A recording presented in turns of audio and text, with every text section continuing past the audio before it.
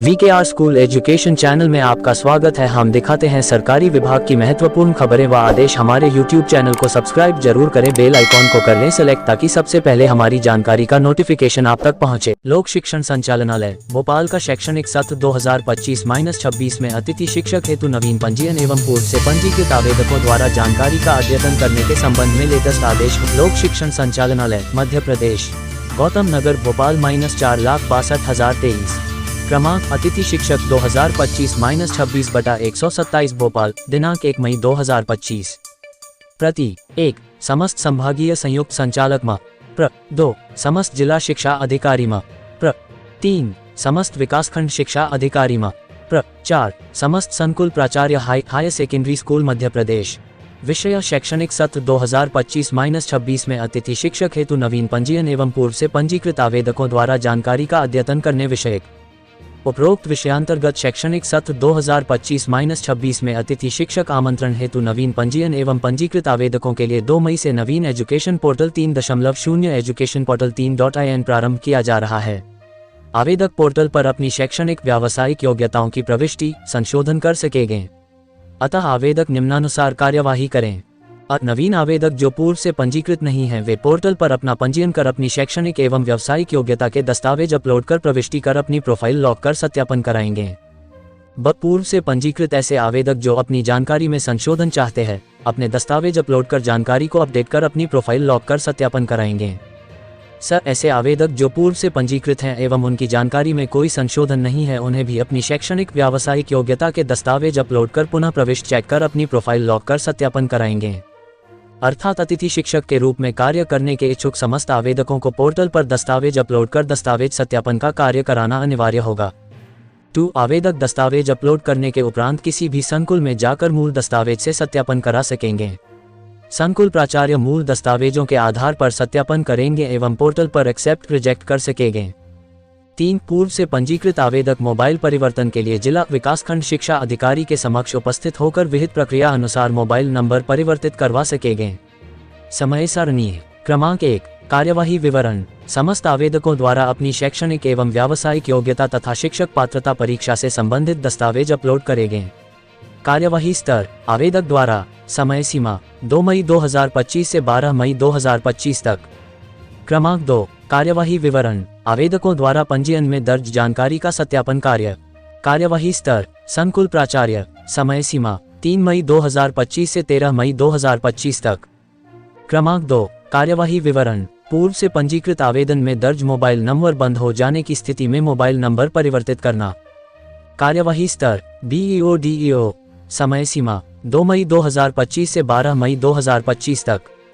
4 सामान्य निर्देश। Greater than समस्त आवेदकों द्वारा नवीन पोर्टल पर दस्तावेज अपलोड एवं सत्यापन कराना आवश्यक है। ऐसे आवेदक जिनके द्वारा ये कार्यवाही नहीं की जाएगी, उनके स्कोर कार्ड जनरेट नहीं होंगे तथा वे सत्र 2025-26 की अतिथि शिक्षक आमंत्रण प्रक्रिया में भाग नहीं ले सकेंगे। ग्रेटर दैन संकुल प्राचार्य आवेदकों के दस्तावेज सत्यापन का कार्य सावधानीपूर्वक करेंगे। त्रुटिपूर्ण सत्यापन होने पर अथवा लापरवाही की स्थिति में संबंधित संकुल प्राचार्य के विरुद्ध अनुशासनात्मक कार्यवाही की जाएगी। जैसे संकुल प्राचार्य द्वारा आवेदक की अपूर्ण प्रशिक्षण योग्यता भी 1 वर्ष पूर्ण होने पर सत्यापन करना। संकुल प्राचार्य द्वारा बिना मूल दस्तावेजों के सत्यापन की कार्यवाही नहीं की जाएगी। ग्रेटर दैन आवेदक की शैक्षणिक एवं प्रशिक्षण योग्यता मान्यता प्राप्त संस्थान से होने पर ही मूल दस्तावेजों के सत्यापन की कार्यवाही पूर्ण की जाए। उक्त कार्यवाही का स्थानीय स्तर पर व्यापक प्रचार प्रसार करें, जिससे नवीन पंजीयन एवं पूर्व से पंजीकृत समस्त आवेदक पोर्टल पर दस्तावेज अपलोड करने, प्रोफाइल संशोधन एवं अपडेट की संपूर्ण कार्यवाही कर सकें। मैन्युअल पत्र के साथ संलग्न है तथा विस्तृत दिशा निर्देश परिशिष्ट 1 पर संलग्न है। उपरोक्तानुसार कार्यवाही निर्धारित समय सीमा में करना सुनिश्चित करें। आयुक्त द्वारा अनुमोदित। अपर संचालक लोक शिक्षण मध्य प्रदेश भोपाल, दिनांक 1 मई 2025। क्र अतिथि शिक्षक 2025-26/128। प्रतिलिपि। 1 विशेष सहायक माननीय मंत्री जी स्कूल शिक्षा विभाग में। प्र 2 सचिव में। प्र शासन स्कूल शिक्षा विभाग में। प्र 3 संचालक राज्य शिक्षा केंद्र भोपाल। 4 कलेक्टर समस्त जिले मध्य प्रदेश। 5 मुख्य कार्यपालन अधिकारी जिला पंचायत समस्त जिले। 6 निक्सी भोपाल की ओर सूचनार्थ। अपर संचालक लोक शिक्षण मध्य प्रदेश। परिशिष्ट -1 पंजीकृत आवेदकों द्वारा जानकारी को अद्यतन करना। 1.1 पूर्व से पंजीकृत एवं नवीन पंजीयन हेतु आवेदक वेबसाइट एजुकेशन पोर्टल 3.in पर क्लिक कर पोर्टल पर आवश्यक कार्यवाही कर सकेंगे। 1.2 आवेदक पूर्व पंजीयन में दर्ज मोबाइल नंबर का उपयोग कर OTP के माध्यम से वेरीफाई करेंगे। इसके उपरांत पूर्व पंजीयन में दर्ज सामान्य जानकारी प्रदर्शित होगी।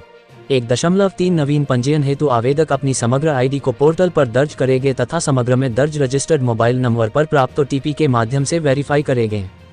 1.4 समस्त आवेदकों को स्वयं की समग्र ID से eKYC होना अनिवार्य है। जिन आवेदकों की eKYC नहीं है, तत्काल समग्र की वेबसाइट URL पर जाकर eKYC की कार्यवाही करें। 1.5 आवेदक स्वयं का 9 अंकों का स्वयं का समग्र ID दर्ज करेंगे, तदुपरांत समग्र में दर्ज मोबाइल नंबर पर प्राप्त OTP से जानकारी का सत्यापन करेंगे। 1.6 आवेदक पोर्टल पर पूर्व से पंजीयन की जानकारी एवं समग्र ID में दर्ज जानकारी का सावधानीपूर्वक मिलान करने के उपरांत ही जानकारी को वेरीफाई करें। 1.7 आवेदक की सामान्य पंजीयन एवं समग्र की जानकारी के सत्यापन उपरांत नवीन ID जनरेट होगी। 1.8 आवेदक नवीन यूजर ID के माध्यम से पासवर्ड तैयार कर रजिस्टर्ड मोबाइल पर प्राप्त OTP से वेरीफाई करेंगे। 2 आवेदक द्वारा दस्तावेज अपलोड की कार्यवाही करना। 2.1 नवीन आवेदक अपनी प्रोफाइल में शैक्षणिक, व्यावसायिक योग्यता तथा शिक्षक पात्रता परीक्षा 2018 एवं उसके उपरांत उत्तीर्ण की जानकारी दर्ज करेंगे तथा समस्त दर्ज जानकारी के दस्तावेज अपलोड करेंगे। 2.2 पूर्व से पंजीकृत आवेदक प्रोफाइल में दर्ज जानकारी जिसमें संशोधन करना है, उस जानकारी को डिलीट करें एवं सही जानकारी को जोड़ें तथा नवीन अर्जित शैक्षणिक, व्यावसायिक योग्यता तथा शिक्षक पात्रता परीक्षा 2018 एवं उसके उपरांत उत्तीर्ण की जानकारी दर्ज कर अपडेट करेंगे। 2.3 आवेदक प्रोफाइल एवं दर्ज समस्त शैक्षणिक, व्यावसायिक योग्यता तथा शिक्षक पात्रता परीक्षा 2018 एवं उसके उपरांत आमंत्रित पात्रता परीक्षा उत्तीर्ण के दस्तावेजों को अपलोड करेंगे। 2.4 बिना दस्तावेज अपलोड किए कोई भी जानकारी अपडेट नहीं होगी।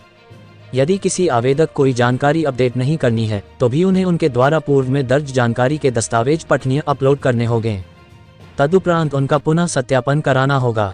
2.5 समस्त आवेदक जिले, ब्लॉक एवं संकुल की पैनल मेरिट सूची में सम्मिलित होने के लिए जिले, ब्लॉक एवं संकुल का चयन करेंगे।